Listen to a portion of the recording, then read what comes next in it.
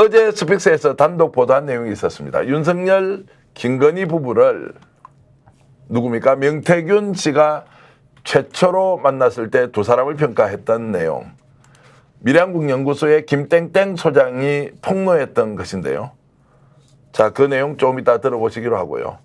또 김건희 여사가 명태균 씨를 처음 만났을 때 어떻게 표현했느냐. 조상의 공덕으로 태어난 분 같다. 이런 말을 하면서 어저께 인터넷에는 정말로 주술과 주술이 만나서 나라를 운영했구나라는 얘기가 많이 나왔는데요. 그 녹취 내용 먼저 김건희 여사가 명태균 씨를 처음 만났을 때 어떤 말을 했는지 들어보겠습니다. 처음 만났을 때 그런 멘트가 뭐라고 해서 조상의 공덕으로 태어나신 분 같군요. 자, 조상의 공덕으로 세상에 나온 분, 태어난 분 같다. 이제 이렇게 얘기를 했고요. 그리고 명태균 씨가 김건희 여사와 윤석열 대통령을 처음 만나는 시점은 2021년 6월 18일입니다. 그리고 이제 당시에 이준석 당대표가 나경원 후보를 이기고 당대표가 됐을 시점인데 그때 어떤 말을 했는지 그것도 여러분들이 직접 정언으로 들어보겠습니다. 총장님은 장님 무사, 사모님은 안전뱅이 주술사. 그렇기 때문에 안전뱅이 주술사는 밖에 나가면 없겠습니다. 밖에 나갈 수도 없습니다. 안전뱅이가 어떻게 밖에 나가냐. 집안에서는 집안에서 계속 살아야지. 밖에 나가려고 그러면은 장님 무사의 머리에 올라서 어깨에 올라서 타고 나갈 수밖에 없다. 했다는 거지. 근데 언제 했는지는 실제 뭐 처음 만나서 그런 말 했는지 그건 모르지만 그런 이야기를 수없이 했어요. 자, 지금 명태균이 하고 있는 여러 가지 행태를 종합적으로 이해하기 위해서는 최초에 김 여사가 명태균을 어떻게 평가했고 또 명태균 씨가 김 여사와 윤석열 대통령을 만났을 때 어떻게 말을 했는지 이제 이러면은 전체적인 그림이 그려집니다. 자, 이 이야기 때문에 어제 충격을 너무 많이 받았어요. 인터넷 댓글에 엄청나게 많이 올라왔더라고요. 자, 어떤 느낌입니까? 정말로 주술적이고 초현실적으로 보이지 않습니까? 아니 근데 왜 제가 그 무슨 뭐 그때 뭐라 그랬죠? 역술인이라고 말했다고 그렇게 화를 냈죠? 저렇게 하시는 분이? 역술인만 저런 말을 씁니까? 일반인도 저런 말 쓰지 않나요? 우리가 무슨 만나가지고 그런 말을 일반적으로 잘 안 하죠. 근데 아니, 박 교수 조상의 공덕으로 근데 조상의 공덕 아니 저거 일반적 아니 뭐 저기 조상들끼리 아시는 분들끼리 공덕역에서 만나죠. 근데 저는 이 말을 들으면서 어쨌든 이 말폼새에서의 공력은 명태균 씨가 훨씬 높은 것 같아요. 다 조상의 공덕으로 태어나지 않나요, 우리가? 뭐 공덕역에서 태어나는 것도 아니고.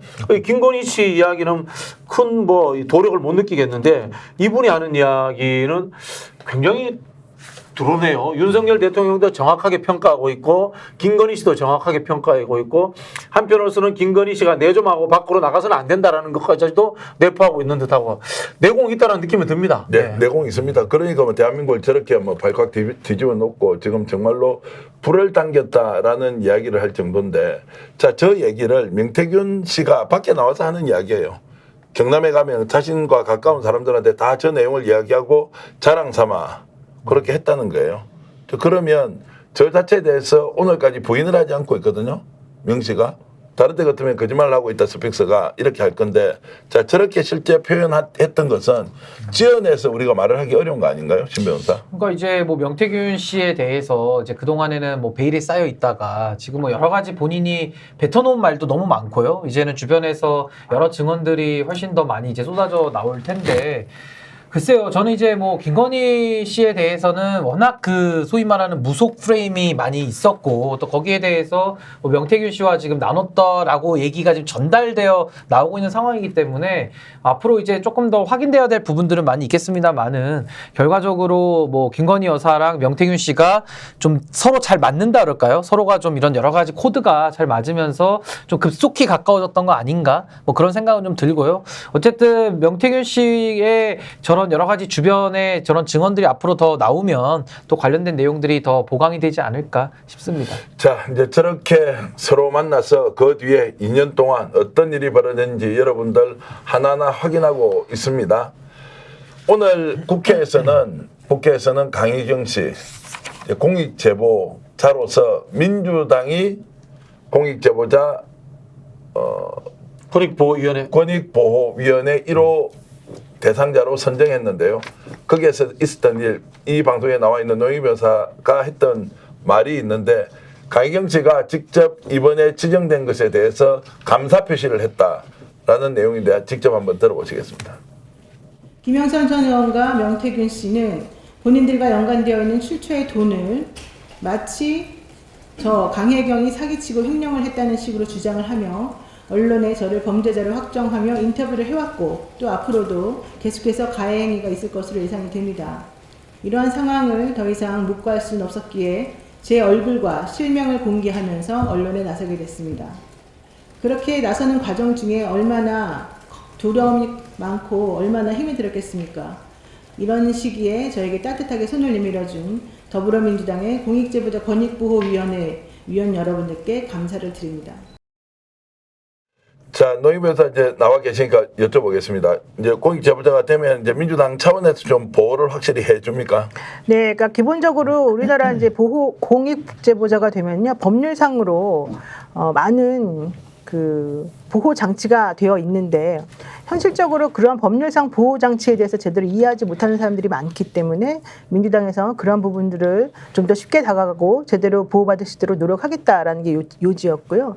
그거 외에 정치적인 보호, 그러니까 법률적 보호 외에 정치적인 보호도 하겠다. 이제 이런 얘기를 했습니다. 예컨대 뭐 본인에게 우리가 보통 어떤 그 좀 문제가 될 만한 사안이 있으면 증언을 하더라도 묵비권 행사하거나 증언하지 않겠습니다. 이제 이런 식으로 해가지고 본인에게 닥칠 위험을 미리 중간에 차단하는 그런 방식이 많이 쓰이지 않습니까? 근데 이제 그렇게 하면 실체적 진실을 사실은 밝히거나 이게 가려지기가 어렵기 때문에 민주당에서는 그러한 상황에서 실체적 진실을 발견하도록 도와주는 그런 보호 공익 제보자에 대해서는 이런 그 법률적인 거나 뭐 형량적인 거나 이런 위법적인 부분에 있어서 조금 혜택을 줄 수 있는 방향으로도 도와주고 또 정치적으로도 그분이 외압을 받지 않도록 노력해주고 또 신변 보호도 해주고 이제 이런 식의 여러 가지 안전장치를 해두었다 이런 얘기를 했습니다. 자, 진실을 이제 이렇게 폭로하는 분들을 폭넓게 보호하는 것은 원래 국민권익위원회가 지금 그렇죠. 해왔어야 되는데 그렇죠. 공익신고자를 공익적으로 보호를 하지 않으니까 이제 정당에서 저렇게 할 수밖에 없는 상황. 저는 제2, 제3의 공익신고자가 나와서 실제적 진실을 밝힐 수 있다면 적극적으로 우리 사회가 받아 안아야 한다고 신 변호사 보는데 어떻습니까? 그러니까 저도 지금 사실은 윤석열 정권이 대드덕에 들어왔거든요. 그럼에도 불구하고 사실상 정권 내부에서 그러니까 공무원들이 여러 가지 위법하거나 부당한 지시들을 많이 받았을 걸로 예상이 되는데 실제로 많이 안 나오거든요. 그 이유가 아까 우리 앵커님 말씀하신 대로 권익위원회가 그러니까 국가기관이라고 할 수 있는 권익위원회가 그 위상에 걸맞는 역할을 못했기 때문 아닌가라는 생각이 들고 내부에서 아무리 정보를 많이 갖고 있더라도 사실은 어떤 정보를 오픈했다가 또 역으로 되치기를 당하는 경우가 많기 때문에 사실은 이 공익제보라는 게 상당히 좀 두려운 일이기도 합니다. 그래서 저는 민주당에서 이번에 권익위원회와 유사한 그런 역할을 당내에 만들어서 하겠다라는 것은 저는 뭐 강혜경 씨를 비롯해서 많은 내부의 잠재적인 지금 내부 고발자들에게도 상당히 이건 좀 심리적으로나 또 여러 가지 정치적인 선택을 할 때 저는 매우 큰 도움이 좀 될 수 있다. 자, 이 질문 좀 드려보겠습니다. 그러면 지금 이제 강희경 씨는 공익 신고자가 되었고 두 번째는 지금 김땡땡 소장, 미래한국연구소 소장도 굉장히 억울해하면서 본인이 이제 뭔가를 항변을 하고 있습니다. 자, 이분 또 좀 더 나가서 명태균도 내가 차라리 공익신고자가 되어서 실제 진실을 밝히겠다라고 하면 어느 범위까지 그러면 공익신고자로 받아들일 거냐라고 좀 법률가에게 질문하면 어떻습니까? 근데 이제 굉장히 좀 어려운 문제인데요. 그러니까 공익신고라는 게 사실은 최초의 어떤 수사의 단서라든지 내부의 제보, 그러니까 쉽게 말하면은 그냥 뭐 어떤 범죄에 대해서 좀 자수하는 이제 이런 느낌으로 설명을 좀 드릴 수 있을 텐데 글쎄요, 명태균 씨 같은 경우는 지금까지 이제 한 40일 정도 본인이 너무나도 많은 이야기를 지금 해놓은 상황에서 이걸 뭐 공익신고자로 보는 거에 대해서는 저는 이견이 좀 상당히 많이 존재할 수 있을 것 같다라는 생각이 드는데, 저는 아까 말씀드린 대로 강혜경 씨 같은 경우에는 저는 뭐 명태균 씨와 여러 가지 일을 같이 해온 걸로 우리가 보여지는데, 저는 강혜경 씨는 공익신고자로 대우를 해도 저는 국민들의 정서상에는 큰 그런 반감이나 이런 건 없을 것 같은데, 저는 명태균 씨 같은 경우는 글쎄요, 그분이 만약 공익신고를 한다고 하면은 지금 제가 가부간에 그걸 판단하기는 어렵고, 그때 당시에 명태균 씨가 어떠한 태도와 또 어떠한 자세를 가지고 나오는지를 좀 더 복합적으로 봐야 되지 않을까라는 생각이 듭니다. 여러분들께 이제 좀 잠깐 공익신고자 문제는 정확하게 우리가 개념 정리를 하고 가야 됩니다. 이 지금 민주당의 공익제보자 권익위원회를 출범시키고 이분을 공익신고자로 지정을 한 것은 법률적 보호는 안 됩니다. 이건. 왜냐하면 민주당은 정당기구이지 법률에 의한 행정기구가 아니기 때문에 이거는 정치적 보호이고 법률적 지원을 하겠다라는 뜻으로 이렇게 받아들이셔야 됩니다.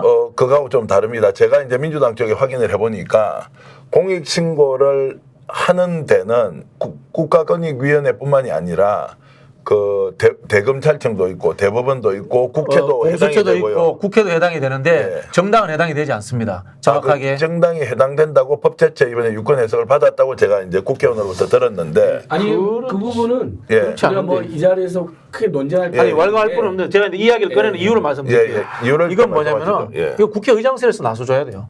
예. 국회의장실에서 나서줘야지만이 이 공익신고 제보자를 이렇게 자처하신 분이 객관적 상황에서 보호를 받을 수 있는 겁니다. 네. 민주당이 보호하는 것은 당연히 보호해야 됩니다. 이건 원래 야당의 근본적인 임무입니다. 야당이 억압받는 국민들을 안아주고 보호해줘야 되는 것은 당연한 임무인데, 객관성의 문제라든가 공공성의 문제를 좀 더 강조하려면 이거는 국회의장 본연의 임무로서 이런 거 해줘야 된다는 말씀을 제가 추가로 드리고 싶어서 이 말씀을 꺼낸 겁니다. 아니, 아무튼 뭐 제가 정근식 후보님 지지 유세 오늘 마지막 내려서 연사에서 하고는 좀 늦어서 죄송합니다. 그 이야기는 안 하셔도 됩니다. 죄송해서 그래도 늦었으면 해명을 해야 되니까. 예. 근데 그 공익제보자 이슈가 나왔는데 원래 법률상의 공익제보자의 개념과 우리가 정치사회 문화적으로 생각하는 공익제보자나 내부제보자 개념이 좀 다를 수 있습니다. 후자가 훨씬 넓은 거거든요. 그래서 강혜경 씨는 당연히 저는 공익제보자, 내부제보자라고 생각하고요. 명태균 씨도 잘 보면 그동안에는 정치 브로커나 불법 어떤 협잡을 한 사람으로 많이 파악이 되었지만, 그 과정에서 최고 권력자인 윤석열, 김건희의 불법과 비리를 폭로하는, 또 그들의 협잡과 이상한 행동을 폭로하는 순간 법률적 공익제보자 여부는 차치하더라도 사회적으로, 문화적으로 또 정치적으로는 내부 제보자나 공익제보자의 성격이 생기는 거죠. 그래서 그걸 어떻게 알 수 있냐면 사람들 그걸 다 나와요. 그 전에 명태균 씨가 페이스북 올린 글에는요, 좋아요나 댓글이 거의 달리지 않고 그냥 보기만 했습니다. 이 사람이 재밌는 사람이네, 이상한 사람이네, 못된 사람인 줄 알았는데 못된 사람으로서 그냥 기세등등 하지, 이런 반응이었죠. 근데 윤석열, 김건희, 김재원 등의 이 정권 실세들의 어떤 모순이나 황당한 행태를 폭로하는 글이 지금 어제 오늘 계속 올라오잖아요. 거기서 어떤 좋아요나 댓글이 많이 달리기 시작합니다. 그것은 시민들도 그 폭로라든지 그 내용은 사회적이라든지 공적 의미가 있다고 판단을 하는 거죠. 그건 좋아요를 다는 거예요. 실명으로 달아요. 지금 보니까 아주 유명한 분들이나 지식인들이 많이 좋아요를 눌러서 그런 행동에 대해서 응원을 보내고 있는 것인데, 저는 당연히 민주당이든 국회든 나서서 시민단체 나서서, 설령 옛날에도 보면요, 공익제보자들 보면요, 처음에 불법이나 비리 적극 가담했다가 나중에 이거 아니다, 그게 양심상 이유든 아니면 일신상의 불이익을 받는 이유든 이유 불문하고 중간에 변심해서 폭로하는 경우가 아주 많습니다. 그리고 그것 때문에 세상이 많이 변화 발전했거든요. 그건 적극 저희가 도와줘야 된다고 생각합니다. 그래서 제가 애매하니까 국회의장이 나서주는 게 좋다는 이야기를 드리는 거예요. 뭐 좋은 제안입니다. 일단 저는 이번에 그 민주당에서 공익제보자 권익보호위원회를 출범한 거는 두 가지 해석이 가능하고 두 가지 의미가 있다고 보는데요. 우선 첫 번째는 지금 현안과 관련해서 강혜경 씨라든가 미래한국연구소의 그 대표로 되어 있는 김모모 씨, 이런 분들이 실질적 진술을 할 수 있도록 도와주는, 용기를 내는 창구를 만들어주는 그런 역할을 합니다. 그리고 실제 김영선 전 국회의원의 보좌관으로 일했던 또 다른 제3, 제4의 인물들이 사실은 지금 이 명태균 씨와 김건희 여사 그리고 윤석열 대통령 그리고 김영선이라고 하는 사람들이 국정농단한 행위에 대해서 잘 알고 있어요. 그래서 사실은 그분들도 용기를 내라고 말을 해주는 그런 의미가 하나 있다고 봅니다. 근데 더 중요한 건 사실 그것보다 더 중요한 건 이겁니다. 지금 현재 대한민국의 윤석열 정권이 행한 여러 가지 것들이 얼마나 문제가 많은지에 대해서 많이들 공감을 하고 있는데 그런 것들이 정확하게 객관적인 증거로서 확인이 되어야지만 더 의미가 있는 거지 않습니까? 그렇게 하려면 공무원이라든가 어떤 그 뭐 당에 몸담고 있는 사람이라든가 실질적으로 비밀을 누설하면 안 된다고 훈련받아온 그리고 또 얘기되어 온 그런 분들이 용기를 내서 뭔가 본인이 알고 있는 진실을 밝혀낼 수 있는 통로를 만들어주는 게 중요하거든요. 저는 앞으로 예를 들면 검찰 지금 현재 도이치모터스 주가 조작 관련해 가지고 김건희 씨의 그런 그 정말 행동에 관련된 여러 가지 증거들이 뉴스를 통해서 많이 보도가 되지만 실제 그러한 그 자료들은 누굴 통해서 나왔냐 하면은 다들 많은 분들이 검찰을 통해서 나왔다 이렇게 말하거든요. 검사들이 왜 그렇게 직접적으로 주지 않고 바깥으로 돌려줘 주느냐. 본인들이 공무원 신분이기 때문이고 본인들이 비밀을 누설하면 안 되기 때문인데요. 그렇게 하고 싶은데 지금 현재 하다 보면은 법의 테두리 안에서 문제가 발생할 여지가 많은 분들이 있어서 오히려 이런 보호위원회를 만들어 줌으로 인해서 그분들이 숨 쉴 수 있고 그분들이 손 내밀 수 있는 공간을 만들어주는 의미가 있고 앞으로 공무원이든 누구든 실제 이 상황과 관련한 진실을 알고 대한민국을 사랑하는 사람이라면 누구든지 우리가 도와줄 테니 같이 한번 용기를 내봅시다. 이런 소리를 지금 하고 있는 게 저는 이 위원회라고 생각해요. 그래서 이 공익 제보자 보호위원회라고 하는 것이 실질적으로 어떤 힘을 가지느냐 안 가지느냐는 두 번째 문제이고 이걸 상징적으로 먼저 만들어서 대한민국 국민들에게 알리고 실체적 진실을 위해서는 본인이 어떤 형사적 처벌을 받을 위험성을 감수하는 것에 대해서 약간 정상참작을 해주면서 그들을 보호하자. 저는 이런 식의 메시지를 던져주는 게 참 의미가 있다고 생각합니다. 제가 이제 말씀 좀 이렇게 해명을 드리면은 민주당이 잘못하고 있다는 게 아니고 민주당은 당연히 해야 될 일을 하고 있는 거예요. 잘하고 있는 거예요. 잘하고 있는 건데 이게 탄핵이라든가 정치적 수습의 상황, 객관적 보호 이런 것까지 따지게 된다면은 대의기관으로서 상권 분립으로서 대통령의 행정 권력을 견제할 수 있는 국회 차원에서 나서야 된다는 측면에서 국회의장이 이런 일을 안 하는 게 반기라는 뜻이고 박근혜 탄핵되는 과정을 보시면요.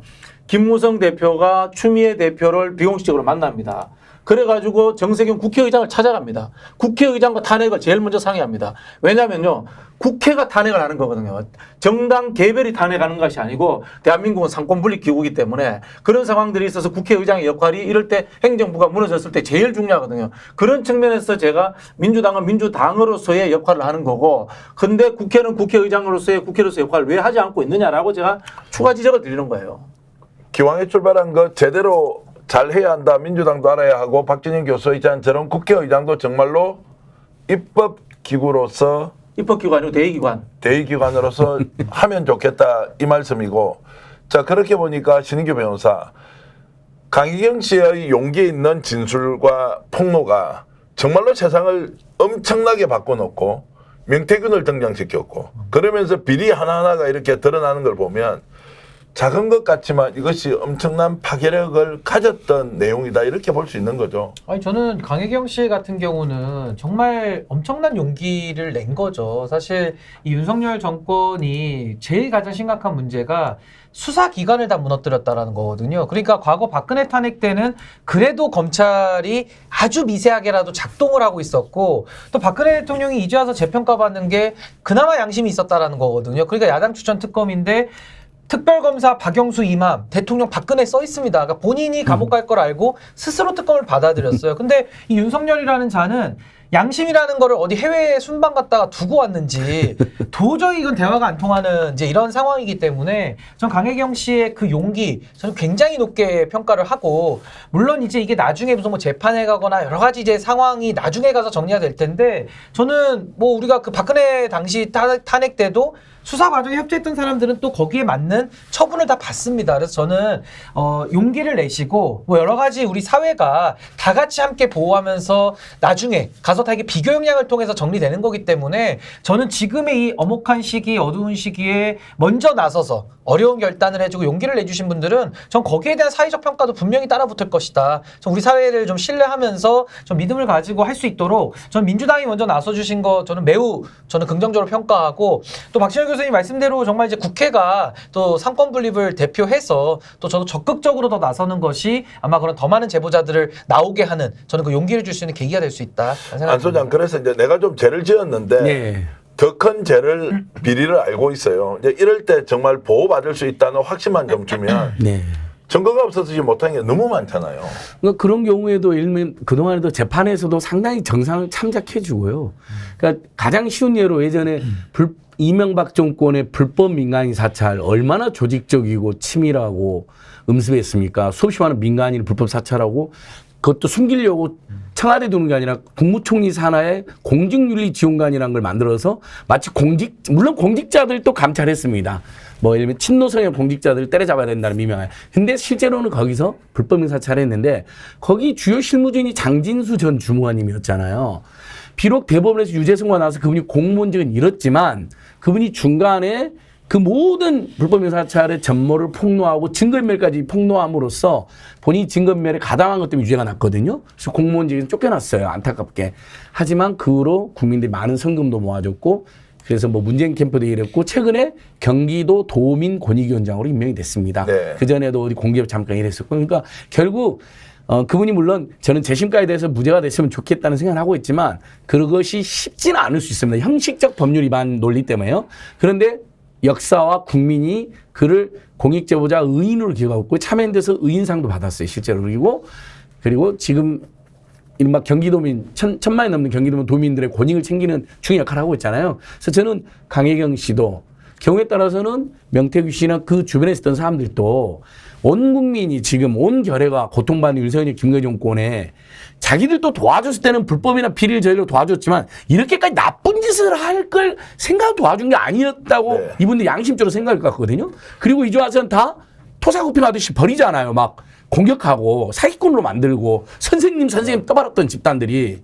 그러면 이제 폭로의 명분이 충분하고 우리 국민도 그들을 보호해줘야 될 가치를 충분히 느낀다고 봅니다. 용기를 더 내주셨으면 좋겠어요. 자, 강혜경 씨에 이어서 미래한국 연구소의 김땡땡 소장도 본인이 엄청난 고심을 하고 있다고 들었습니다. 오늘 저희들이 그분의 육성 녹음을 들려드릴 텐데요. 이분도 공익제보자로 와서 정말 무슨 일이 있었는지 국민들에게 알려주는 그 순간이 오기를 바라겠습니다. 자, 명태균 씨 문제로 넘어가겠습니다. 오늘 김재원 최고위원과 설전을 벌이고 전화 통화를 하고 이러면서 거의 막장 드라마를 보듯이 다 까발리겠다라고 하는 태세입니다. 자신의 딸까지 얼굴로 내놓고 아빠 감옥 가라면서 울고 있다는 장면을 페이스북까지 올렸습니다. 일단 김재원 최고위원이 어떤 이야기를 했는지 먼저 들어보시겠습니다. 다 봤냐? 저 명태균 씨가 김재원 최고위원한테 전화를 한 적도 있다면서요? 오늘 하여튼 예. 오늘 오전 중에 전화가 온 것 같아요. 네. 저는 그분하고 통화를 한 사실도 없고 만난 사실도 물론 없고 전화번호도 몰라요. 근데 왜 방송에서 사실과 다른 이야기를 하느냐라고 네. 묻길래 제가 당신이 사실과 다른 이야기 하는 것 같다 그랬더니 그러면 당신 이 박근혜 전 대통령 정무수석 했지 않냐? 그 박 대통령 지금 어떻게 돼 있냐 하길래 잘 알지 않느냐?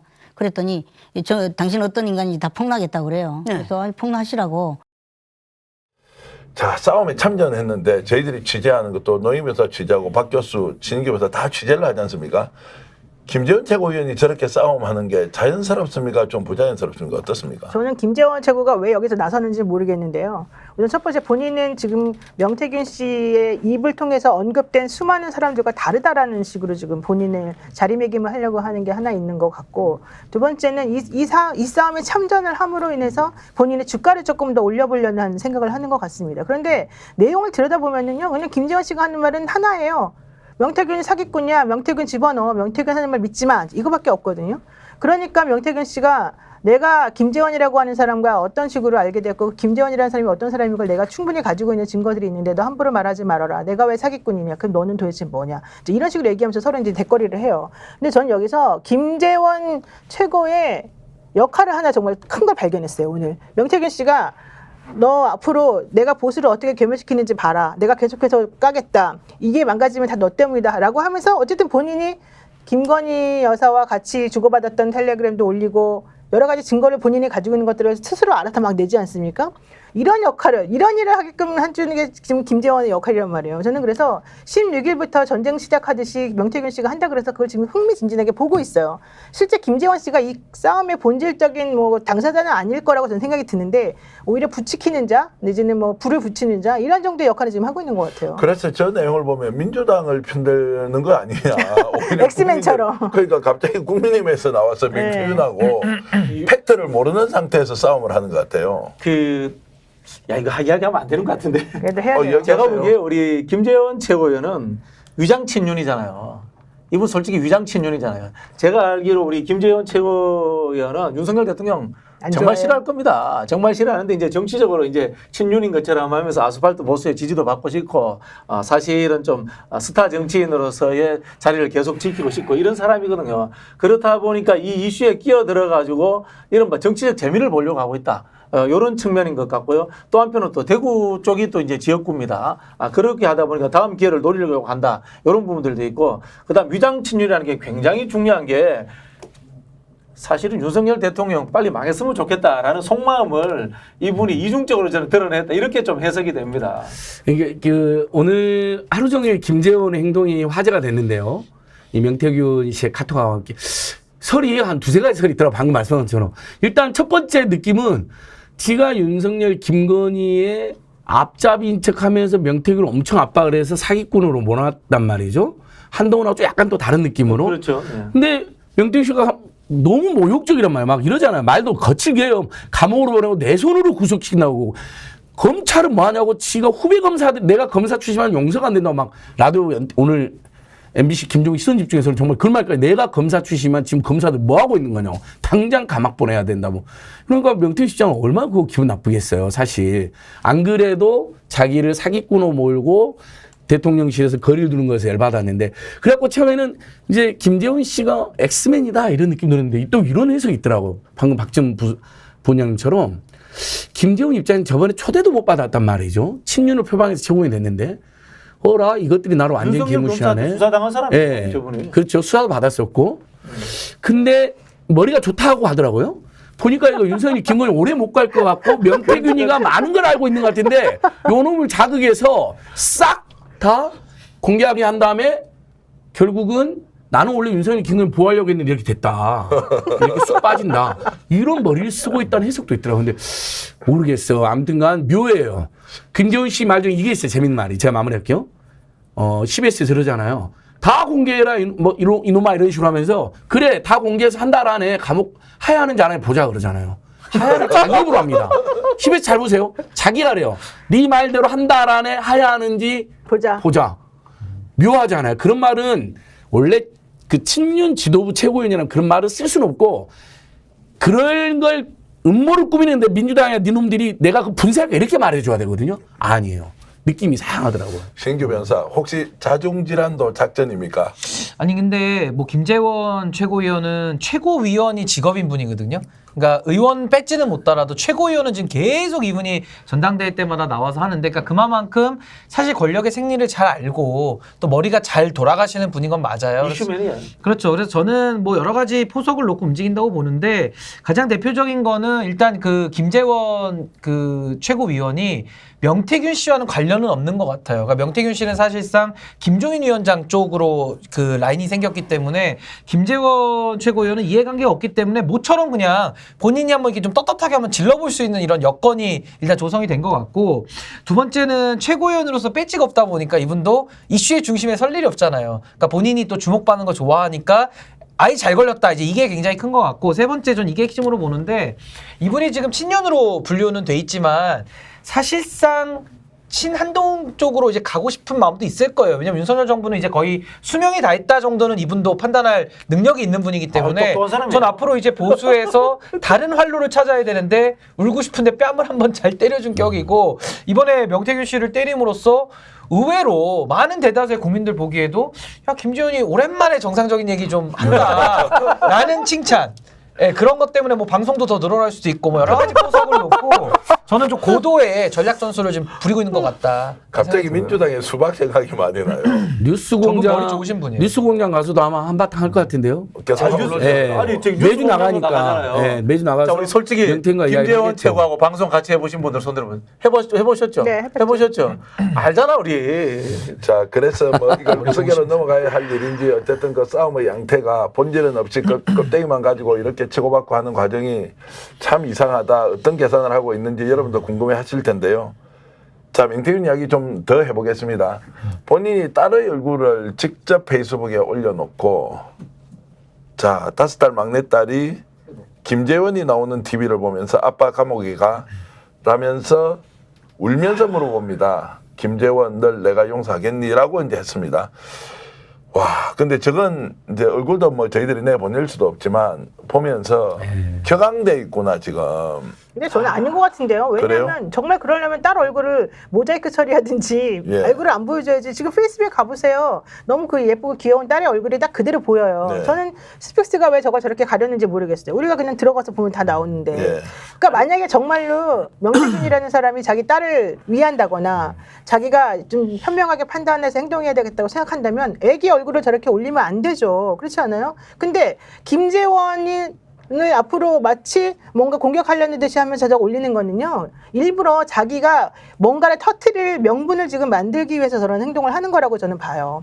지금 이 명태균 씨가 공격 안 하는 사람은 김건희밖에 없어요. 사실은 입으로는. 근데 현실적으로 해보면요, 명태균 씨가 하는 모든 행동은 다 김건희를 공격하는 용으로 나와요. 겉으로는 아닌 척하면서 오늘 페이스북에 올린 글도 보세요. 그 오빠 뭐 얘기하면서 나왔던 거. 지난번에 우리 방송할 때 뭐라 그랬어요? 김건희 씨가 오빠라는 말 한 적은 한 번도 못 들어봤다. 뭐 이런 얘기하면서 딱 오빠 얘기 들어간 페이스북을 올리잖아요. 네. 그런 얘기를 왜 올려요? 결국 그렇게 올리면 어떤 일이 벌어질지 뻔히 알면서 자기 딸 얼굴을 왜 올려요? 자기 딸에게 미안하다 그러면서. 그러니까 현실적으로 저분은 입다루 말다루 행동다루인 사람인데 저는 그렇게 하는 것이 일부러 지금 명태균 씨가 이 상황에서 노선을 정하기 위해서 혹은 자신이 뭔가를 터트려도 남들에게 욕 안 얻어먹을, 특히 거기서 남들이라 하는 것은 우리 진보 이쪽이 아니라 자기가 그동안에 연결되었던 수많은 그 보수적인 세력을 가진 사람들, 특히 대통령실 이런 쪽을 저는 향한 일종의 협박이나 포고, 선전포고라고 보거든요.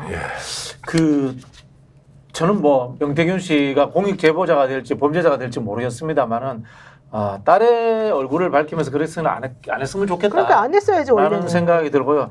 한편으로 보면은 좀 명태균 씨의 이게 배수진이 아닌가 이런 느낌도 드는데요. 그래서 제가 사실 아까 국회 이야기를 계속해서 꺼내는 측면인데요. 명태균 씨를 공익 제보자로 민주당이 받아주기 어려워요. 강혜정 경치하고 달라요. 강혜정 씨를 민주당이 받아줄 수 있단 말이에요. 그러나 국회 같은 경우에는 기관이란 말이에요. 그러니까 국가기관이란 말이에요. 그런 측면에서 표현이 그렇습니다만 기계적인 접수, 법률 제도적인 접수 이런 형태로서 명태균 씨가 공익 제보자 한다라고 하면 접수 받아줄 수 있지 않을까? 저는 그런 생각이 들어요. 민주당은 어쨌든 정치적 판단을 해야 돼요. 명태균 씨가 조사해보면 나중에 범죄될 가능성도 있단 말이에요. 그런 상황에서 민주당이 저분을 공익 신고자로 받아준다. 이게 쉽지 않아요. 그런 측면에서 제가 앞서 말씀드린 것처럼 결국에는 행정부라는 대통령을 탄핵하는 최종 기관인 국회로서 국회의 역할로서 이런 흠결이 있을 가능성이 있는 사람들도 이 기계적으로 접수하고 받아줄 수 있는 역할을 국회가 했으면 좋겠다. 이 말씀 제가 계속 드리고 싶어요. 자, 지금 8,000명이 들어와서 우리 방송 보고 있습니다. 요즘 역전 용사들 10,000명까지 이렇게 돌파하는데 여러분들 덕분에 정말로 힘이 많이 납니다. 그리고 지금 구독, 좋아요도 많이 눌러주고 계신데 노예TV 영천이들도 많이 보고 계시죠? 거기도 아마 1,500분 이상 지금 현재 보고 계실 것 같은데 혹시 좋아요 누르지 않고 이 방송 보고 계신다면 더 많은 국내외 시청자 여러분들이 함께 볼 수 있도록 좋아요 좀 눌러주시면 좋겠고요. 잠시 광고 보고 돌아오는데 정말로 폭탄 같은 내용이 준비되어 있습니다. 오늘 최초 공개하는 녹취 내용도 있고요. 그리고 홍준표 시장의 최측근이 지금 대구시에서 사표를 내고 갔습니다. 왜냐하면 56만 8천 명의 명단을 누가 공개했느냐 이 문제도 정말 따져봐야 하는데요. 워낙 무게 있는 내용이 많아서 이거 짧게 끝낼 수가 없다. 이것저것 반드시 따져야 한다. 쏟아지는 정보 듣고만 있으면 이게 뭐가 뭔지 잘 모르겠다. 이런 분들을 위해서 저희들이 오늘 제대로 정리해서 알려드리겠습니다. 자, 여론조사 문제 나왔습니다. 홍준표 시장이 유출도 해서 큰 문제가 되었고 시장 쪽이라고 해야 됩니다. 홍준표 후보 시절에 자, 모 의원 출신이죠. 기초의원 출신의 김영선 의원 보좌관이 이것을 이제 유출을 했는데요. 그래서 이 내용이 확인된 뒤에 홍 시장은 이 직원을 정무직 공무원으로 있는데 바로 잘랐습니다. 유출을 인정하는 것이죠. 자, 이 부분 좀 다뤄봐야 되고요. 또 저희들이 뉴스토마토에서 녹취를 푼 내용, 여론조사 2, 3% 올려라라고 하는 것도 스픽스도 입수했는데 그 내용도 들어보겠는데요. 우선 자, 뉴스토마토 보도 내용 윤석열, 홍준표보다 2, 3%포인트 높게 하라. 그 녹취 먼저 들어보겠습니다. 이거 그 다른 쪽에 하태경이 나가는 거니까 네, 윤석열이를 네, 좀 올려갖고 예, 홍준표보다 한 2% 앞서게 해주있어. 알겠습니다. 그 젊은 아들 있다 아닙니까? 네네네네. 농담안에 그 결수 올려갖고 네네. 예, 2, 3% 홍보다 더 나오게 해야 됩니다. 알겠습니다. 외부 유출하는 거니까. 네. 자, 오늘 저 대목에서 2, 3% 올려라 하는 것과 그 마지막에 외부 유출하는 거니까 저게 이제 외부에 유출하지 않는 거니까라고 만들으라고 한 건데 어떻게 말을 하다 보니까 외부 유출하는 거니까 만들어라. 이제 이것이 막 혼란이 좀 생겼습니다. 일단 조작을 한 것은 사실입니다. 신인규 변호사. 자, 그러면 외부에 유출을 하든 유출하지 않든 저거 조작을 시켰다는 것은 공표 여론조사 아니면은 법적으로 문제가 없습니까? 아니면 조작이면 문제가 있습니까? 어떻게 되는 겁니까? 아니 근데 이게 사실은 선거에 영향을 미치려고 하는 거 아니겠습니까? 네. 저는 이게 사실 명부 넘어간 것도 법률적으로 따져볼 게 많이 있습니다. 뭐 여러 가지 뭐 개인정보에 해당하는 부분도 있고 또 정당 명부니까 또 정당법 위반 문제라든지 여러 문제들이 있는데 결과적으로 저는 그 책임당원 명부를 가지고 성향조사를 하거든요. 그럼 성향조사를 왜 했을까? 그 성향조사를 가지고 그 다음 여론조사를 하거나 내부적으로 볼 때 그 모집단을 한번 이렇게 조작하기 위해서 했고 그걸 통해 가지고 이제는 유리한 여론조사 결과를 만들어내는 거거든요. 그럼 저걸 만들어내 가지고 윤석열 대통령한테 이제 보고를 했다라는 게 이제 그 맥락인 건데 보고를 하게 되면 결국에는 그게 캠프에 들어가고 그게 또 선거 기간에 또 뿌려져요. 내부적으로 비공표도 뿌려지기 때문에 이게 선거에 영향을 미친 거는 부인할 수가 없습니다. 그래서 저는 이거는 여론 조작에 해당하기 때문에 뭐 업무방해부터 뭐 위계에 의한 공직방도 해당이 되고 뭐 여러 가지 범죄들이 따라 붙거든요. 그래서 저는 이 여론 조작은 뭐 피할 수 없는 범죄 행위다라고 저는 보는 게 맞다고 저는 생각을 합니다. 자, 저렇게 되면 이제 강혜경 씨가 지시를 받아서 한 게 되지 않습니까? 오늘 강혜경 씨로부터 본인이 이제 뭐 의견을 이렇게 좀 보내왔어요. 저 부분에 대해서 뭐 그 뉴스토마토에도 좀 항의도 하고 뭐 이제 이런 내용까지 이제 일단 왔는데 자, 이제 뉴스토마토 오늘 보도에 대해서 의견을 드립니다. 이렇게 했는데 그 외부에 유출하니까 이 말은 전체 문맥으로 봤을 때 외부에 유출 안 하니까로 인지를 했다. 그래서 이제 유출 안 하니까 만들어 달라고 이제 했다는 것이고 본인은. 그리고 녹음 자료에 대해서 뉴스토마토 기자에게 설명을 했는데 또한 보도 내용 정정을 요청했다. 뉴스토마토 기자도 소통과 전달 과정에 문제가 좀 생긴 것 같다라며 사과를 했다고 하는데 어쨌든 명태균 대표가 2,000개로 작업하라는 지시에 제가 이걸로요라고 대답한 것처럼 당시 저는 해야 된다 말아야 된다고 말할 수 있는 위치에 있지 않았다라고 이제 좀 말씀을 드립니다. 이렇게 이제 해명을 했어요. 네, 저도 그 강혜경 씨한테 저 말 그대로 들었고요. 네, 예. 제가 이제 통화를 했는데 거기에 보니까 외부에 유출하는 거니까 마치 윤석열 대통령 후보 그 당시에 이제 후보에게 20대가 더 훨씬 많은 지지를 보내는 것처럼 만들어라 이제 이렇게 했지 않습니까? 근데 그 당시에 40만 원밖에 안 들었대요. 그 조사를 하는 과정에. 근데 40만 원밖에 안 들었을 때는 실질적으로 한 몇백 명 조사했을 500명 정도 당시라고 하더라고요. 네. 그렇게 500명 가지고는 사실 안 되니까 일부러 윤석열 대통령이 2, 3% 올라간 것처럼 또 내지는 홍준표 시장이 그 당시에는 20대에게 매우 좀 인기가 많은 그런 사람으로 인식이 돼 있지 않았습니까? 그러니까 그것을 뒤집어 엎어야지만 내부에서 아무래도 여기서 내부라는 거는 이제 국민의힘 당을 말하는 건데 그 내부에서 뭔가 본인이 명분이 쓰고 그 사람이 대선 후보로 나가서 경선에서 이길 수 있는 사람이라는 게 밝혀지는 것 같아요. 네. 그러다 보니까 전체적으로 이거 유출 안 할 거니까 그렇게 조작해서 올리자라는 식으로 자기는 알아들었다는 얘기고 저기서 명태균 씨가 외부에 유출할 거니까라고 말은 하긴 했지만 전체적으로는 다 그렇게 서로도 이해했다는 거죠. 근데 여기서 중요한 건 그래서 실제 조작이 있었느냐? 있었다. 왜냐하면 명태균 씨가 저 그 방송을 보고서 그랬대요. 내가 그냥 그거는 보정을 하라는 얘기였지 조작하라는 얘기가 아니었다라고 얘기를 하니까 강혜경 씨가 아니다. 그거는 분명히 조작하라는 얘기였고 그 당시에 한 600명 정도 조사를 했었었는데 그냥 곱하기 3이나 곱하기 2 해가지고 훨씬 더 많은 수를 마치 제대로 조사한 것처럼 만들어가지고 나한테 올리라는 얘기였다. 이제 이런 식으로 얘기를 하더라고요. 그러니까 강혜경 씨는 이래요. 만약에 그것이 죄가 된다 그러면 나는 죄를 달게 받겠다. 내가 만약에 뭔가 잘못한 게 있으면 그것에 대해서 책임을 회피하지 않겠다. 다만 그렇다 하더라도 명태균 씨가 나한테 시킨 것은 그 당시 내가 그 직원으로서 그분의 말을 안 들을 수가 없는 상황이었기 때문에 들은 것뿐이고 현실적으로 그렇게 시켜가지고 대선에 영향을 미치고 선거에 영향을 미치려고 했던 그들이 사실에 잘못했던 것들이 사라지는 것은 아니다. 그 당시에 우리는 분명히 조작을 했다. 이 얘기를 했습니다. 자, 전체적으로 이제 여론 조작을 했느냐, 그 다음에 모수 왜곡을 했느냐, 또는 거기에서 조사된 모수 원 데이터를 다른 그 성향 분류를 통해서 다른 데 심어서 여론조사를 했느냐. 이제 박진영 교수 일파만파로 지금 PNR 여론조사에 퍼지고 있어요. 간단하게 확인하는 방법이 있습니다. 저 여론조사가 외부에 공개되었느냐, 언론을 통해서라든가 또는 그 국민의힘 관련 커뮤니티라든가 이런 쪽에서 흘러나왔다. 그러면은 이거는 불법의 요소가 분명히 있습니다. 조작이 된 상태에서 공개되었기 때문에 선거에 영향을 미치기 위하여 조작했다라는 결론에 다다르기 때문에 이거는 범죄 행위가 될 가능성이 현재 많습니다. 저 내용은 날짜를 보면은 비공개 여론조사 23회 중에 한 번이에요. 네. 또 23회 중에서 두 번은 별도로 56만 8천 명을 가지고 무려 5, 6만 명을 돌립니다. 그건 성향 분류가 되어버렸죠. 이제 그 조사는 따로. 이 조사는 그러면 비공개였네요. 비공개됐으면은 제가 봤을 때는 범법의 여지는 좀 떨어진다 이렇게 볼 수 있고요. 또 아까 신인규 변호사가 했던 이야기인데 여기에서 성향 분석을 해서 몇 개의 모수를 추출했다고 하잖아요.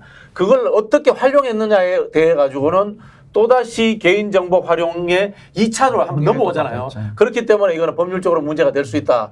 이렇게 볼 수 있고요. 저는 그때 이 말씀에 연결해가지고 설명을 드리면 그 김땡땡 씨 미래연구 연구소에 그 대표하고 직접 통화를 했어요. 그분한테 직접 들은 얘기인데 현실적으로 그 당시 명태균 씨가 시킨 이 여론조사는 진짜 제대로 된 여론조사가 아니었던 게 많았대요. 무슨 얘기냐면 여론조사를 한다고 그러면 전화를 걸어가지고 실제 그들의 성향이나 뭐 대답이나 이런 걸 듣고서 보고서를 만들어서 몇 %는 누굴 지지하고 이게 나와야 되잖아요. 근데 자기네들이 그때 했던 여론조사 중에 대부분 많은 것들이 실질적으로 그런 결과 보고서를 내는 게 아니라 전화 걸어가지고 이 사람은 무슨 성향, 이 사람은 몇 살 이런 것만 확인하는 거였다는 거예요. 그러니까 안심번호 같은 것으로는 사실은 원래 그런 게 하면 안 되는 거잖아요. 근데 일부러 그런 걸 일단 하고 또 하나는 인지도가 낮은 사람들의 이름을 계속해서 반복적으로 그 사람들에게 들려줌으로 인해서 그 사람의 인지도를 높여줘가지고 오히려 나중에 제대로 조사할 때는 그 사람에 대한 퍼센테이지가 훨씬 더 많이 나오게끔 만드는 그런 대상으로 했기 때문에 가능한 그런 작업을 했다는 거고 그것 때문에 자기가 벌금을 맞았다는 얘기예요. 그러니까 그 얘기는 완전하게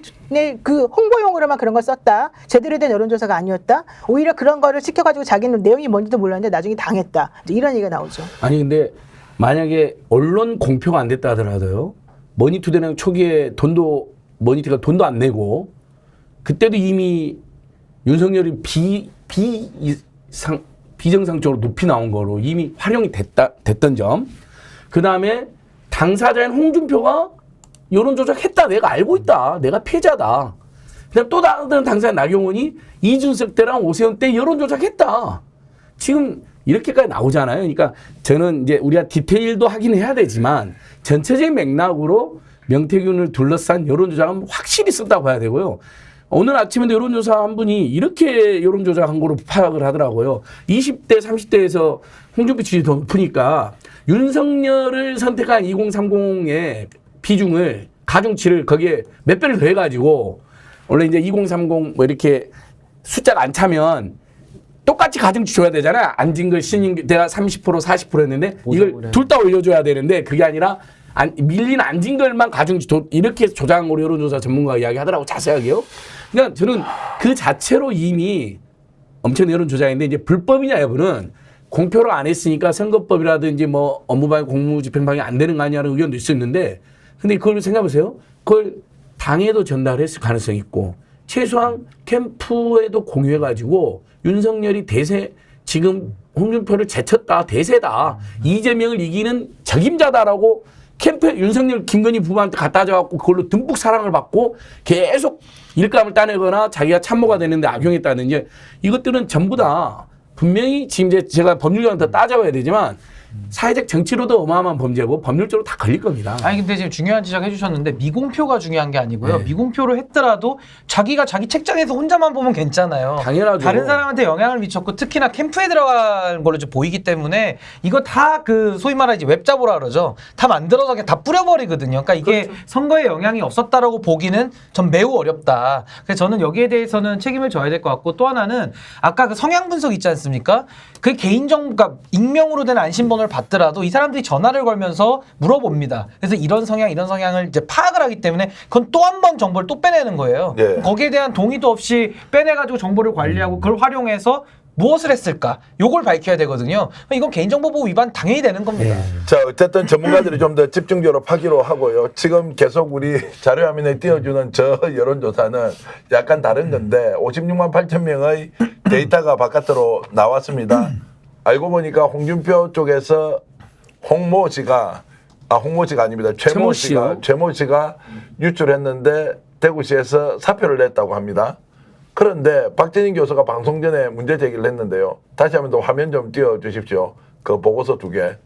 비슷한 시기입니다. 2021년 10월 19일과 20일, 21일에 걸쳐서 2번 조사를 했는데 자, 홍 시장이 저때 56만 8천 명의 홍 후보가 데이터를 줬다고 한 거고 또 이틀 뒤에 여론조사를 했는데 표지 색깔이 달라요. 박진인 아니 교수. 그러니까 제가 농담 비슷하게 그러면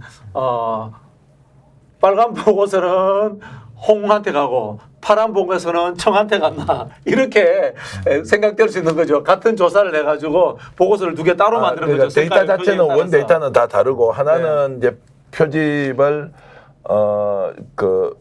이제 11만 명에게 돌려서 천 몇백 개를 내고 2천 몇백 개를 내고 하나는 아마 3천 몇백 개를 내면서 차이가 납니다. 그 원 데이터는 다르고 조사도 달리 했고 날짜도 다릅니다. 그런데 비슷한 날짜에 2개를 저렇게 주식회사는 회사에 보신 분들 알잖아요. 회사에 폼을 만들잖아요. 예. 폼을 만드는데 저렇게 달리 안 하잖아요. 그죠? 똑같이 하잖아요. 이거는 뭐냐면 특별하게 누군가에게 보고했을 것이다. 또는 다른 루트를 통해서 보고했을 것이다라고 짐작이 드는데 자꾸 이게 너무 재밌으니까 의심이 되는 게 이른바 명단은 홍한테 받고 충성은 윤석열 대통령한테 하면서 홍한테도 하나씩 빨간 표지 만들어서 주지 않았나 자꾸 이렇게 의심이 드는 거죠. 네. 그 과거에 대구 수성을 해서 보궐선거가 하나 있었는데요. 지금 현직 국회의원 하고 있는 이인선 의원과 홍준표 후보가 무소속으로 이렇게 붙었습니다. 그때도 비슷한 일이 있어가지고 여론 조작이 아니냐라고 할 때는 홍준표 후보가 7%포인트 갑자기 앞서게 됐던 여론조사가 있었는데요. 거기도 이 회사와 연관이 있다고 해서 지금 데일리 한국에서 단독으로 특정 보도를 한 게 있고요. 오늘 뉴스민이라고 대구에 있는 인터넷 신문인데요. 여기서도 자, 홍 시장 당원 그 명부가 유출됐지 않습니까? 이 확실한 선긋기를 한다고 최모 씨입니다. 이분이 구의원 출신이고 김영선 의원의 전 보좌관인데 이 사람에 대해서 댓글을 올려놓았던 게 여러 개 있었던 모양입니다. 저거를 싹 삭제를 해버렸습니다. 쉽게 선긋기하고 지워버리는 거죠. 그래서 왜 지우느냐라고 하는 것에 또 의문이 들고 실제로 홍 시장은 아무 관계 없다고 지금 큰 소리 치는데 이게 법률적으로 수사를 하게 되면 문제가 되는 거죠. 유출 자체가. 그렇죠. 왜냐하면은 지금 저 얘기가 그 최모모라는 분이 당시 홍준표 시장의 그 캠프에서 활동하던 사람이라는 거 아니겠어요? 그렇게 해서 그 명단을 외부에 유출해가지고 그것으로 무언가 이제 해낸 다음에 나중에 홍준표 시장이 대구시장이 당선된 다음에는 그 시청에서 근무를 하게 된 상황이었던 거잖아요. 이렇게 되면은 제가 국민의힘 내부의 당규나 당원을 잘 모르겠지만 현실적으로 저렇게 되면은 내부에 있는 그런 당원 내 명부를 함부로 유출하는 거는 전부 다 어느 당이든 안 되는 걸로 제가 좀 알고 있거든요. 그래서 홍준표 시장이 이제 와가지고는 저 사람에 대해서 나하고 관계 있는 거를 모두 다 끊어야 되겠다고 지금 다 삭제시키는 것 같은데 어차피 삭제시켜봤자 또 다 남아요. 그런 정리된 내용들은. 그렇기 때문에 홍 시장이 지금 약간 꼼수를 부리는 거다. 이게 생각이 근데 요거는 제가 당규를 보고 좀 설명을 드려야 될 것 같은데 국민의힘 당규에 이제 대통령 경선에 관한 당규인데요. 이 39조에 나와 있습니다. 여기 8호에 보시면은 39조 8호에 여론조사를 빙자한 이제 선거운동 행위를 못하게 돼 있거든요. 그렇죠. 그러니까 이거는 여론조사를 빙자한 선거운동 행위를 볼 수 있고 일단 중요한 게 뭐냐면 안심번호로 줍니다. 한 열흘 정도 전화 돌릴 수 있게 후보들이나 캠프에서 선거운동을 할 수 있도록 주는 명부인데 이걸 지금 외부로 흘렸단 말이에요. 그러면 확인해야 될 게 뭐냐면은 그 여론조사를 의뢰해서 이건 뭐 빙자한 선거운동이 아니라고 치면은 뭐 미리 알아볼 수는 있으니까 그러면은 정상적인 계약이 있고 거기에 대한 금원이 들어가고 그걸 이제 회계 처리를 할 거 아닙니까? 근데 이게 안 돼 있다라면은 뭔가 이거는 불법적으로 유출했다라고 보는 게 더 합리적인 거예요. 저는 예. 이게 뭔가가 아니라 정확히 제가 말씀드리는데 아마 회계 저게 없을 겁니다. 당원 명부잖아요. 네. 당원들한테 그러니까 그냥 홍준표 찍으라라고 계속해서 말하기 위해서 홍보용으로 사실 저걸 돌린 거라고 저는 봐요. 그게 이제 빙자한 선거운동이죠. 네. 그러니까 그렇게 되면 저거는 결과적으로는 완벽하게 잘못된 거거든요. 근데 그거를 저는 홍준표 시장이 모르고 오로지 그 지금 잘린 그 사람 혼자 했을까? 저는 아니라고 봐요. 그렇게 함부로 그런 걸 할 수가 없는 거잖아요. 이게 우리가 당원 당규 위반 그러니까 법률적으로 문제가 없는 줄 아는데 그렇지 않습니다.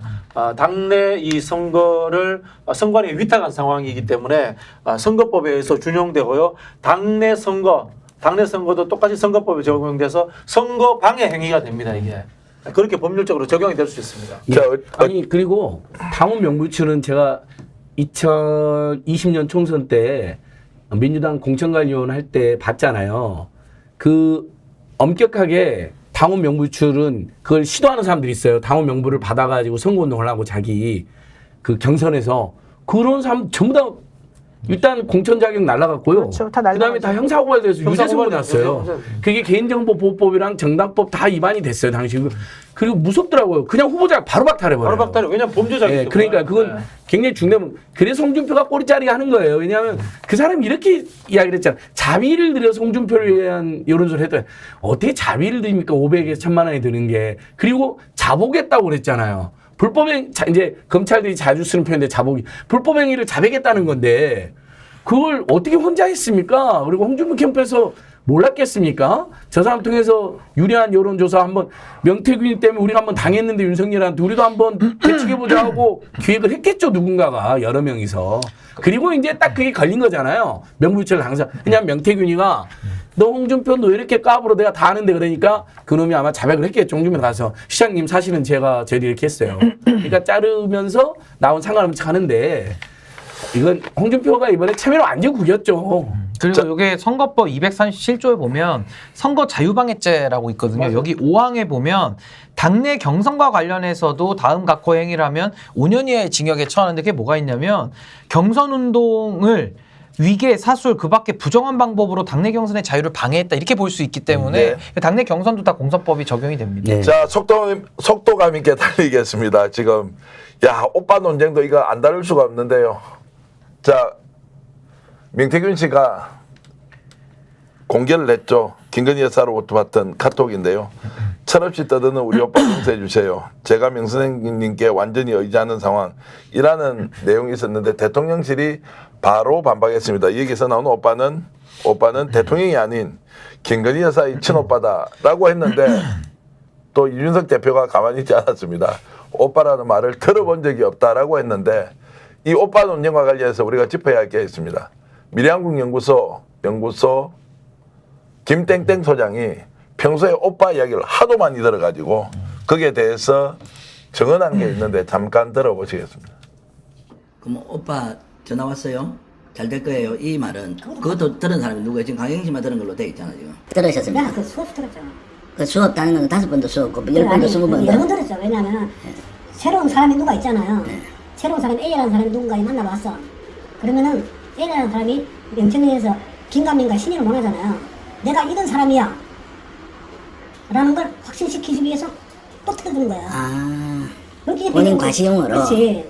그러니까 우리가 옆에 있으면은 새로운 사람이 누가 찾아왔잖아요. 주로 가면 출마 희망자, 뭐 그런 정치하고 사람들, 집에서. 예를 들어서 뭐 공무원이든 누구든 그런 사람들이 오니까 왔을 때 내가 이런 사람이라는 걸 확신을 주기 위해서.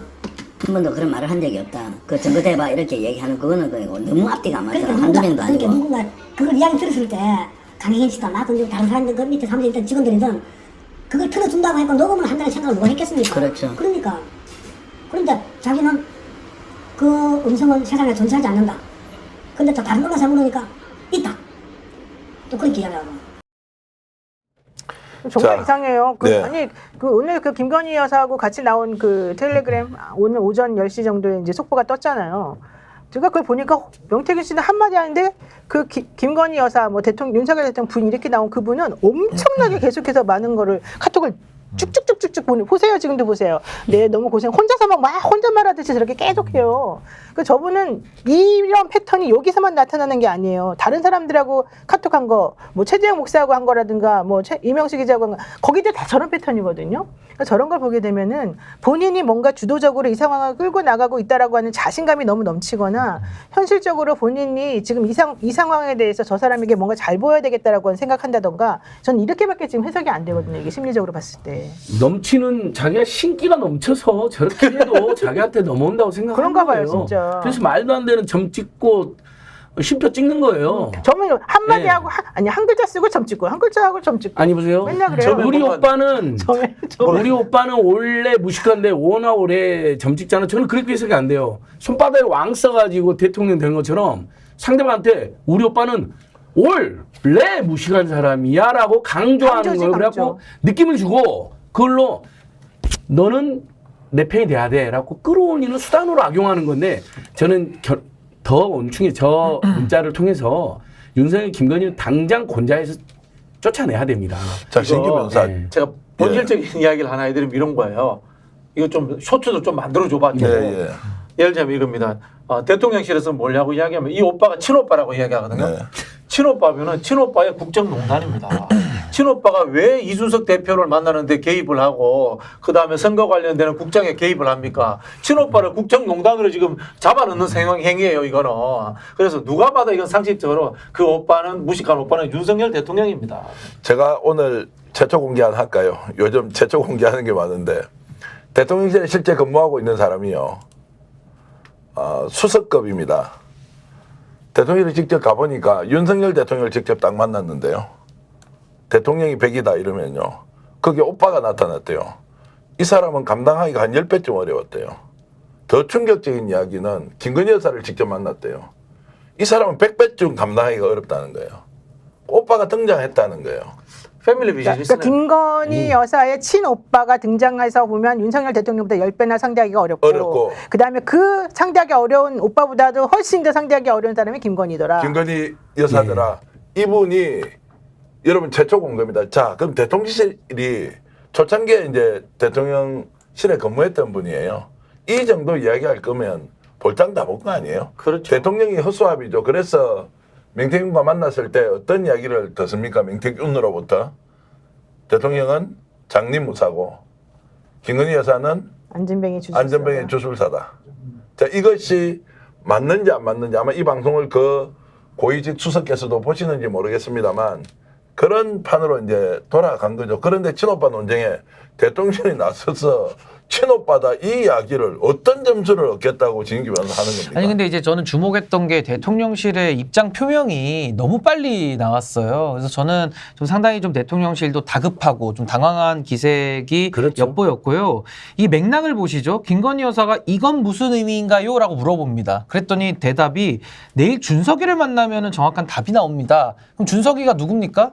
이준석 대표 아닌가요? 뭐 이것도 뭐 박준석, 최준석 이렇게 얘기할 겁니까? 이준석이죠. 그러면 무슨 의미라고 물어봤다라는 건 위에 저 흰색 바탕을 우리가 추론해 보자면 뭔가 의미를 알 수 없는 얘기를 올리니까 이게 무슨 의미인가요? 물어볼 거 아닙니까? 그럼 이준석 대표 관련된 얘기를 올렸으니까 내일 만나서 확인해 주겠다 이 얘기거든요. 그러면 이 대화의 맥락은 뭐냐? 지금 당무를 얘기하고 있는 겁니다. 공적인 일을. 그렇죠. 근데 공적인 일을 얘기하고 있는데 갑자기 저 오빠가 사적 친분이고 사적인 얘기를 하는 오빠다. 맥락이 안 맞잖아요. 저게 언제적 그 톡이에요? 저기 몇 년, 몇 월, 며칠? 아니 저게 그건 안 저기 나오는데. 설에 갈리는데 시간대는 저는- 10시 11대입니다. 또 그러니까 심야입니다. 그래서 저는 이제 말씀 마치면 결국 대화의 맥이라는 게 있잖아요. 맥락이 이거는 이준석 대표까지 나오고 있고 명 박사님 뭐 의지합니다, 좋아합니다 이런 얘기 나오는 걸 보면 당무에서 지금 관련된 얘기를 하고 있는 거예요. 근데 갑자기 생뚱맞게 저 오빠라는 거를 그 친오빠라고 얘기를 해버리면 친오빠가 이준석 대표를 왜 갑자기 만나요? 당무 얘기하는데 오빠가 왜 나오냐는 거예요. 오빠가 근데 있더라도. 우리가 놓치는 것 중에 하나가 저게 카톡으로 검찰에 제출돼 있는 휴대전화기에서 나왔을까요? 아니죠. 이미 별도로 가지고 있어요. 4개 정도를 포렌식을 통해서 본인이 5개를 별도로 뒀고 포렌식 다녔다는 식으로 아니 이제 이야기했잖아요. 4개 정도 네 해놨다고 개인가요? 했으니까 자, 그게 터지면 어떤 일이 있을지 상상도 해볼 수 있고요. 잠깐 저는 아까 그 카톡 한 번만 더 보여주세요. 저기에서 저는 명태균 씨가 저 하얗게 되어 있는 맨 위에 글씨 안 보이는 이건 무슨 의미인가라고 했던 그 윗부분 있잖아요. 네. 그거는 아마도 그 오빠에 대한 얘기였을 거예요. 이준석과 오빠와 관련된 무슨 뭔가를 이렇게 캡처해서 올려놨을 거예요. 이준석이 욕하는 오빠에 대해서 욕하는 그런 거가 나왔겠죠, 아무래도. 그러니까 아니 설명 없이 이건 무슨 말이냐 이렇게 물어본 거예요. 그러니까 이 그 명태균 씨가 내가 준석이한테 물어볼게요 이렇게 얘기해요. 그러니까 그 밑에 대화가 연결이 돼요. 너무 고생 많으세요. 철없이 떠드는 우리 오빠 용서해 주세요잖아요. 그러니까 철없이 떠드는 오빠하고 이준석하고 싸운 거죠, 말하자면. 내지는 철없이 떠드는 그 오빠 때문에 이준석 의원이 매우 화가 났다는 얘기거든요. 그래서 그것을 무마하기 위해서 김건희 여사가 저렇게 우리 오빠는 철이 없이 막 떠드는 사람이에요. 무식한 사람이라 그래요. 왜 이런 식으로 하는지 모르겠어요. 지가 뭘 한다고 이렇게 얘기를 하는 거거든요. 네. 그렇죠. 이거 맥락은 그렇죠? 맥락을 좀 보면 너무 명확하지 않습니까? 언론에서도 다 그렇게 해석을 해요. 윤석열하고 이준석이 여러 번 갈등과 충돌이 있었잖아요. 그래서 뭐 치맥개동도 하고 물산에서 술 숨겨놓고 먹다 걸린 적도 있잖아요. 저 그렇죠. 밑에 불고기집에 술이 위에 있으면 안 좋으니까 술을 밑에다가 숨겨놨는데 사진에 찍혔잖아. 그 언젠가 한 번인데, 그러니까 이러면 명태균이랑 김건희가 이야기했겠죠. 짜갖고 이준석이를 만나야 된다. 근데 윤석열이 아마 그랬겠죠. 네가 그 새끼로 왜 만나 하고 막 날 피웠겠죠. 근데 아마 명태균이가 카톡에 그거 관련된 내용 올려니까 득달같이 이건 무슨 의미야 그러니까 이제 내일 이준석 만나면 다 풀린다라는 식으로 올린 거. 그러니까 역시 우리 명 선생님이에요. 우리 윤석열은 너무 멍청한 무식한 사람이에요. 지가 뭘 한다 이렇게. 맥락 그렇게 생각하는 게 맞습니다. 친오빠는 절대 아닙니다. 그러니까 우리가 저도 친오빠라고 생각은 안 해요. 아니 이준석한테 물어봐요. 이준석이 바로 답을 하잖아. 친오빠가 아니라고. 내가 한 오빠는 그 오빠고 내내 대선 때 나를 한 번도 철이 없고 괴롭혔던 오빠입니다. 윤석열이잖아요. 제가 취재한 내용 말씀드리면 이준석 전 대표는 모든 걸 다 알고 있습니다. 김종인 전 위원장도 모든 걸 다 알고 그렇죠. 있고요. 명태균도 모든 걸 다 알고 있습니다. 그 내용 전부를 김건희 여사는 알고 있는데 윤석열 대통령이 잘 몰라요. 뭔지 압니까? 미리 김종인, 명태균, 이준석 세 사람이 보수가 정권을 장악하기 위해서 무려 6개월 동안 어떤 후보가 오더라도 이길 수 있는 판을 짜요. 그래서 명태균은 판을 짜는 사람이다. 본인은 바람이 산을 어떻게 피해갈 것이 아니라 산을 만드는 사람이라고 했죠. 그 만들어 놓은 판 위에 올라탄 사람이 윤석열 당시 검찰총장이었죠. 그걸 김건희 여사가 주도했을 가능성이 매우 높습니다. 그래서 윤한 갈등과 충돌은 판을 짜놓은 상황에서 갑자기 친윤이 등장을 하면서 공격을 해대기 시작하는 거죠. 그러면서 갈등이 시작됐습니다. 이 내용은 앞으로 기회가 있으면 상세하게 일자별로 정리해서 한번 말씀드리기로 하고요. 그만한 내용들이 있기 때문에 채권의식이 있는 거예요. 그리고 김건희 여사는 부채의식이 있는 거죠. 그 과정에서 이제 대선을 치러야 되는 상황이었다라고 보면 저 말이 황당하게 명태균이라는 사람한테 그냥 갖다 바치듯이 하는 것이 아니다라는 말씀을 좀 드려야 되겠습니다. 그럼요. 그 김건희 손바닥에 왕자 쓴 것까지는 아니어도 이상한 점과 심표를 남발하면서도 명 선생님에 대한 진심의 존경의 마음은 느껴져요. 네. 그것도 남편하고 비교해서 저 대통령 후보라는 자가 저렇게 무식하고 지가 뭘 잘났다고 너무너무 미안하다면서 믿는 건 당신이 우리 부부를 이끌어서 대통령 만들어달라고 매달리는 거 아닙니까? 그러니까 명태균이 엄청난 자신감 있는 거예요. 근데 저것만 보여줬기 때문에 그 위아래 얼마나 많은 내용이 있겠어요. 김건희가 얼마나 많이 또 이야기를 해놨고 저는 명태균이 분명히 이런 카톡도 보냈을 것 같아요. 여론조사 우리가 해서 이제 곧 있으면 뒤집어질 거야. 그럼 김건희 여사가 정말요 너무 고마워요. 역시 명 선생님밖에 없어요.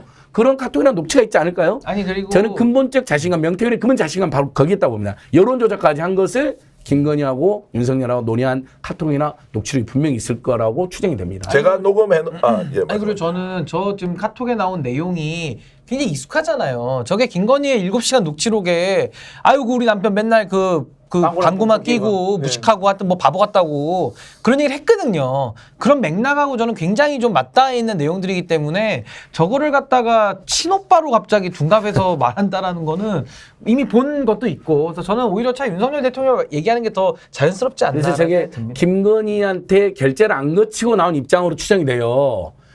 두 사람한테 물어봤으면 시간 오래 걸렸을 거 아니에요. 근데 윤석열이 바보 멍충이 무식쟁이로 나오고 지가로 나오니까 윤석열한테 물어봤을 가능성이 있다고 봐요.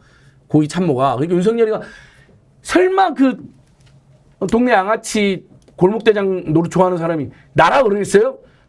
지치로 빠겠지. 그러니까 얼른 대통령이 지치로 빠라고 밝힌 것 같아요. 근데 국민의힘에서도 그렇게 엉터리 해명하면 어떠냐 난리가 났다잖아요. 아니 그러니까 죽을 짓을 왜 그래 1시간 만에 하냐고 여기 가만히 있든지 아니면 정확하게 그러니까요. 밖에서 국민들한테 알리든지 이렇게 해야 되죠. 그러니까 망했어요. 제가 지금 마지막 한마디만 할게요. 마지막 아닙니다. 할 것이면 천지로 지금 또 계속 해야 돼요? 그러니까 빨리 얘기하세요 지금. 아니 그럼 끝인 줄 알고 하려고 했지. 그럼 안 할래요. 예. 아니 저기 명태균 씨가 혹시 이 방송 보고 있을까 싶어서 보고 있습니다. 보고 있어요. 그 말씀 보고 드리는 있어요. 건데 아무리 명태균 씨가 이제 자신감에 차 있더라도 개인이거든요. 네. 그래서 저는 명태균 씨의 신변 보호가 필요하다고 봅니다. 이분의 뭐 죄가 있는지 공익제보자인지는 수사해봐야 알겠지만 어쨌든 간에 집단과 개인의 싸움이 될 수 있으니까 저는 뭐 본인이 스스로 좀 보호할 필요가 있다는 생각이 들어서 아까 말씀드린 것처럼 민주당 공익제보위원회에 공익제보자 신청을 하시든지 아니면 국회 공익제보자 신청을 하시든지 아니면 개혁신당에 신청을 하시든지 제가 봤을 때는 조직적인 기관의 보호를 받는 필요가 있다라는 말씀을 좀 명태균 씨께 제가 드리고 싶어요. 예, 그 박사님. 저도 좀 보호를 좀 받고 싶습니다. 제가 진행을 좀 해야 하는데 좀 전에 말씀하셨던 내용을 이제 종합해 봤을 때 정말 명태균 씨가 하는 역할이 매우 중요하다. 그리고 명태균 씨가 누구에게 이런 말을 했는데요. 그것도 제가 오늘 전달해 드리겠습니다. 구두상으로만. 자, 제가 명태균이에요. 앞에 여사님과 대통령님이 두 분이 앉아 있어요. 여기에서 조기에 뭔가 정치적으로 멘토링을 했을 거 아닙니까? 그래서 막 어떤 이야기를 하고 있는 중에 윤석열 대통령이 저 박사님 제가 뭐 좀 여쭤보겠습니다라고 딱 하는 그 순간에 김건희 여사가 옆에서 잠깐 지금 선생님이 얘기하는 중에 왜 끼어들어서 질문을 하느냐고 바로 이렇게 면박을 주더라. 이 얘기를 누가 했느냐? 명태균 씨가 했습니다. 그 정도로 이미 명태균 씨가 윤석열 대통령 또는 대통령 후보 부부를 만났을 때 상하관계가 이미 정해져 있더라. 그래서 아까 대통령실에서 모 수석이 윤석열 대통령이 100주 어려우면 친오빠는 1000주 어렵고 김건희 여사는 만정도 어렵다. 10배씩 더 어려웠다 하는 그 이야기를 생각해 보면 아까 주술에 대한 이야기 그다음에 희한한 초현실적인 이야기 이런 것들이 공익제보자 받아줘야 되겠네. 공익제보 저도 좀 받아주시죠. 제가 알고 있는 내용. 공익제보자로 민주당에서 받아줬으면 좋겠어요. 자, 그래서 제가 열심히 하겠습니다. 이런저런 것들이 막 다니는데 오늘 이제 최초로 여러분들께 공개할 영상이 좀 있습니다. 지금 미래한국연구소 대표라고 명태균 씨가 계속 주장하는 김땡땡 소장이 있습니다. 이분이 극단적인 위기감과 두려움에 떨고 있으면서 정말로 하루하루가 고통스러워서 잠 못 이루고 있는데요. 이분을 직접 만나서 얼굴은 못 보여드리고 육성도 저희들이 약간 변조를 했지만 어느 정도 힘들게 살고 있는지 모든 것은 명태균과 김영선이 다 해놓고 미래한국연구소가 마치 김땡땡 소장 것인 것처럼 법적 책임을 다 묻고 있다. 이거 내가 참을 수 없다. 어떻게 해야 합니까? 라면서 정말로 목청을 높여서 자신의 억울함을 호소하고 있습니다. 이분이 정말로 극단적인 선택까지 생각하고 있다는 내용 여러분 한번 들어보시겠습니다. 집 앞에 이제 바닷가가 있고 해가지고 새벽 5시에 지금도 일어나 오늘도 내가 3시 반에 자다가 뻘떡 깨가지고 아침까지 8시까지 바닷가를 혼자 3시간 4시간 내가 그 3년 동안 바닷가 산책하고 하다가 진짜 모든 걸 안고 이거 바다에 뛰어들을까 그런 순간이 몇 번 경험했어요. 그런데 내가 사실은 3년 전에 집사람하고 이혼 25년 만에 재혼을 했어요. 근데 재혼한 우리 집사람한테 내가 만약에 이 바다에 바로 그냥 발만 담그면 바다인데 이렇게 뛰어내릴까? 어떡할까? 그런 생각하면서 자, 실제 소유도 아닌데 명의 대표만 해가지고 법적 문제가 생기고 혼자 독박 쓰고 이빨이 12개가 빠졌다고 합니다. 지금 뭐 노가다로 막노동하면서 생활비 가지고 경매 맞고 그다음에 압류 맞고 이런 생활을 하고 있는데 지금 바깥에 나와서 명태균은 반띵하면서 살고 있는데 모든 것을 본인이 책임이다. 이번에 강혜경 씨가 저렇게 공익제보를 하면서 용기를 얻어서 저렇게 이제 얘기를 하고 있는 거고요. 저분도 저는 꼭 공익제보 쪽으로 나와서 본인의 억울함을 풀어줘야 한다. 설사 그럼요. 좀 범법이 있다 하더라도 그럼요. 그렇게 할 필요가 있지 않습니까? 당연히 그렇게 해야죠. 예, 민주당의 그 공익제보자 권익보호위원회 위원 여러분들하고 거기 지금 전담 변호사를 한 분을 모셨어요. 네. 그 변호사분이 17일부터 공식적인 이제 활동을 할 텐데요. 그분한테 연결을 해가지고 실질적으로 보호를 받을 수 있도록 하는 것이 꼭 필요하다고 생각이 듭니다. 아니, 저는 겁이 나는 게 극우 테러라든가 이런 것도 겁이 날 수 있거든요. 그런 부분에서 어쨌든 기관의 보호가 꼭 필요하다라는 이 말씀 좀 드리고 싶어요. 네. 지금 윤석열 김건희 세력 입장에서는 명태균 입을 막는데 모든 걸 또는 뭐 포렌식 해놨다는 것이 어디 있느냐. 그 핸드폰이든 아니면 핸드폰을 설령 압수하거나 뺏는다 하더라도 어디다 보관했을 거 아니야. 포렌식에서 저런 카톡 내용들을 무지무지하게 많이 윤석열 김건희의 불법과 이상한 행동이 담긴 제일 먼저 제거하거나 아니면 없애려고 할 것 같아요. 그러니까 특별한 뭔가 좀 그게 기관이든 아니면 우리 온 국민인 또는 심지어는 전국의 언론사들도 윤석열 김건희 세력 명태균 또는 극우 극단 주세력 명태균 못 건드리게 그래서는 안 되게 보호해줬으면 좋겠어요. 나중에 그의 범법에 있는 평가를 받더라고요. 자, 그래서 이제 저분이 또 어떤 걸 당하느냐면 고소고발을 많이 당했을 거 아니에요. 벌금을 내는데 명태균 주기로 했고 김영선 의원이 주기로 했는데 돈을 안 주는 거야. 개인이든 법인이든 자 그걸 받지 못하니까 자기가 할 수가 없잖아요. 경찰에 운전면허증자로 그 재발급 받으러 갔다가 벌금 안 낸 사실을 알고 바로 구치소에 갇혀요. 구치소가 아니고 유치장에 갇히죠. 그래서 돈을 내줄 사람이 없어가 이쪽 저쪽에 전화를 하는데 자 명태균에게도 전화하고 김영선에게도 전화하는데 이 돈 500만 원을 벌금을 안 내주는 거예요. 그래서 형편이 어려운 자기 친형님한테 서울에 연락을 해서 급히 전화로 카드 결제를 해갖고 10개월 무이자로 할부로 이걸 냈다는 거예요. 그 이야기 들으면 정말 눈물이 날 것 같은데 여러분도 직접 한번 들어보겠습니다. 구치소와 관련된 녹취가 있습니다. 민원실 여경이 어디 전화를 하지만 무슨 소리를 하지만 경찰 두 명이 쫓아오더라고. 그리고 하냐고 하니까 잠깐 본청으로 좀 가시자고. 벌금 안 내가지고 내가 거기서 수갑을 차고 창원 검찰청으로 이동이 됐어요. 그 이동되는 그 순간에도 내가 강희인한테도 명태균한테도 내가 지금 벌금 못 내갖고 현장 체포돼가지고 이렇게 가고 있다. 그래서 어떻게 막 순간순간에 막 한 몇 개 전화를 했는가 서울에 형님이 전화 와가지고 상황이 어떠냐고 그 지금 당장 돈이 어딨냐 그래가지고 거기에 그 담당관을 좀 바꿔달라 하더라고 전화로 바꿔줬어요. 그러니까 사장 이런 이야기하고 카드로 좀 하면 안 되겠습니까? 그래 카드 번호 불러주고 거기서 하루 제핀 걸로 하고 490만 원을 10개월 월부로 했어. 월부를 형님이 주고 내가 풀려났어요. 자 이제 저렇게 살고 있습니다. 그런데 김영선, 명태균 씨는 전혀 책임을 느끼지도 않고 오히려 법적인 처벌까지도 받으라고 지금 하고 있는 형국이어서 저분이 저는 꼭 공익제보자로서 민주당이든 아니면 어디든 와서 할 이야기 다 하고 보호를 받아야 한다 이런 생각을 하고 있습니다. 자 지금 이제 저분 말씀을 들으면 실제로 너무너무 답답하고 억울해서 어떻게 이제 풀 길은 없고 그런데 나가면은 다 배신자로 낙인 찍히는 거예요. 여러분께 처음 말씀드리지만 자유한국당의 부대변인 출신이에요. 또 정부에서 발행하는 공익적 잡지 있지 않습니까? 거기에 편집장까지 하셨던 분이어서 전도가 유망했던 분인데 지금 김영선 의원과 명태균 때문에 인생이 꼬여서 이빨이 12개 빠지고 막노동을 해야 되고 지금도 극단적 선택을 하느냐 마느냐라고 하는 이 기로에 서 있는데 어디도 저 사람을 우리가 보호해주고 있지 못하다라는 이제 생각이 들어서 정말로 박진영 교수가 아까 말씀하셨던 대로 뭔가 특단의 대책을 받아야 돼요. 보호를 받아야 되고 뭐 야당에 원래 야당에는 찾아오셔가지고 이렇게 농성한다거나 들어오시면 옛날에 보호해주는 그게 이제 우리 그 군사 독재 시절의 민주화 운동의 역사입니다. 그런 야당을 찾아오셔도 되고요.